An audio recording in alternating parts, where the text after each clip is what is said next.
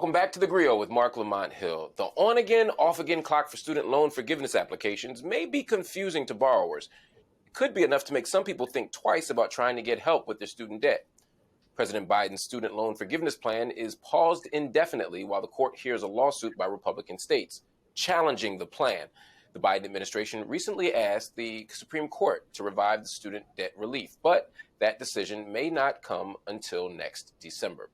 The relief would be a major boost economically for Black borrowers. According to the Brookings Institute, Black borrowers take out more student loans than the average white one, and it's harder for them to pay their loans back. 4 years after graduation, the average Black borrower owes more than $50,000, while the average white borrower owes around $28,000. Joining me now to discuss this is Dr. Kayla Elliot. She's the Director of Higher Education Policy at Education Trust. And I'm also joined by Whitley Yates. She's Director of Diversity for the Indiana GOP. I want to thank you both for joining me to help break this down. Why is the program facing so many legal challenges, Dr. Elliot? That's a great question.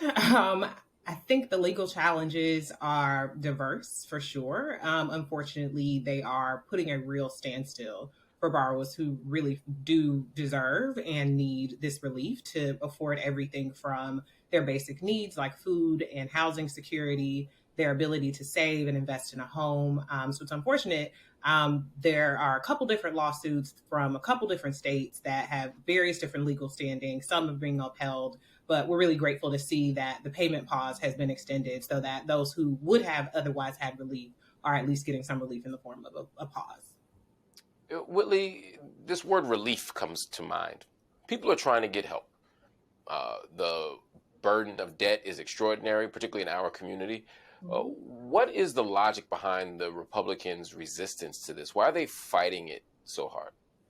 Yeah, I think the true reason that they're against this is because it's not actually relief. It is a Band-Aid on the symptom of an issue and not really addressing the root cause. And the root cause is that educational institutions and the price that we pay to go has increased 169% since 1980. That is the problem. And what President Biden attempted to do, I think it was well intended with poor execution, was to circumvent the democratic process and have policy that would impact this real issue. Instead, he did a presidential executive order. And so it is not in a place where it can fall back on policy. And so they're going to challenge it. What he should have done was did a bipartisan effort to really address the root causes of this issue, as opposed to give this Band-Aid solution that we are faced with right now. Help me understand this just a little bit more, and then Dr. Elliott, I want you to jump in. You say that this doesn't actually provide relief. I mean, if my debt is forgiven, even if you think that there's a deeper, more fundamental solution that could also advance the project of helping us, how is forgiving debt not a form of relief for people who won't have to pay it next month? I'm not saying that it's not a form of relief. I'm saying that it's not going to fix the real problem. So this will not impact my daughter, who is 7 years old in the second grade and going to go to school. She will face the exact same challenges that I face that we're all facing today. I guess I'm asking why we can't do both, though. I'm not following why we can't do both. I'm not saying that we can't. I'm saying we're facing legal challenges because of the way in which he did it. And not doing it through policy is why they're combating this, because it doesn't really address the root causes. And so it's giving this reprieve, which I think is like throwing a water bottle into a forest fire. We're going to take it because we need it, but is it going to really do anything? Especially with compounding interest. You take $10,000 away today, I still don't pay. The compounding interest is going to continue to accrue. And so I think there needs to be a complete overhaul of the entire educational system and how educational institutions are utilizing the federal government to fund their piggy banks. Dr. Elliott.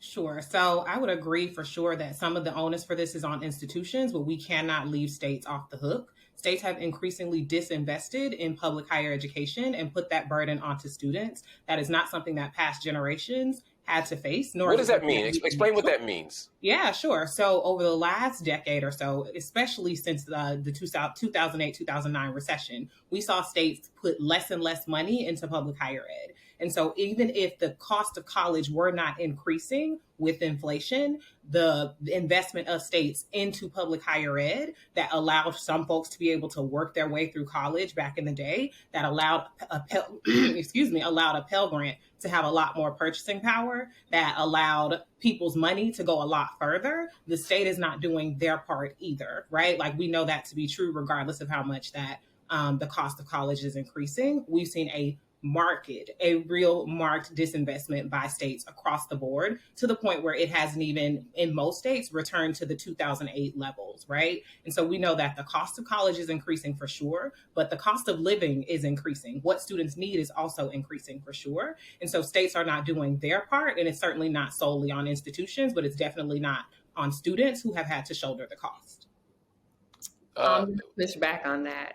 And Please. I'm going to say that these educational institutions have hefty endowments outside of HBCUs. And so I think the reason you're seeing the divestment is because if they didn't want to charge any tuition for an entire year for all 3,000 incoming freshmen, they wouldn't have to, because some of them have billions of dollars in an endowment just sitting there that they use to put spas and rock climbing walls in these educational institutions. The endowments are large. There's tons of money going into it, and they're consistently raising the price because they know that the federal government will consistently give these loans. And so while they're price gouging the federal government, it's the students, specifically Black students, a lot of first generation, as I was, that have to bear the brunt of that. And the schools that Black students are going to are not those that have rock climbing walls or whatever else, whatever these amenities are. The schools that have billion-dollar endowments are those that keep Black students out. The schools that Black students go to are more likely to be community colleges, are more likely to be historically Black colleges and universities, are more likely to be regional comprehensive universities, are more likely to be institutions that do not have the benefit of those healthy endowments, that do over-rely on public support, whether that is federal or state, and that are being really impacted by decreases in state investment into higher ed. We know that to be true. But we also know that those institutions, like state-supported schools, are spending hundreds of thousands of dollars on their athletic program and not on their students as well. And so you have to, once again, hold accountability on all levels. So if I'm going to invest in this educational institution, right, and I see a majority of their money is not going to academics, but going to athletics, am I going to continue to go down that path when we know how our finances are, when we know what happened in 2007, 8, and 9, and how we were attempting to recover from that economy only to slip into the economy that we're in today? I do not believe that it is true that schools are spending the majority of their budget on athletics. However, I would fully agree that institutions should be giving more need-based aid and not athletic aid or merit-based aid. They should be putting more of an investment into what students need and to meet their basic needs instead of athletic programs. Absolutely. But we know that that's not always. Let me ask a simple question. Whitley, if this went through the Congress, would you support loan forgiveness? I would support a comprehensive plan that would be a part of it. Loan forgiveness would be a portion of it. But I think that having other what do I want to call it? I want to say other measures in there specifically for state-funded schools that are receiving our tax dollars is necessary. And I think that this forgiveness or relief should be bundled with other items that would prevent this from happening in the future.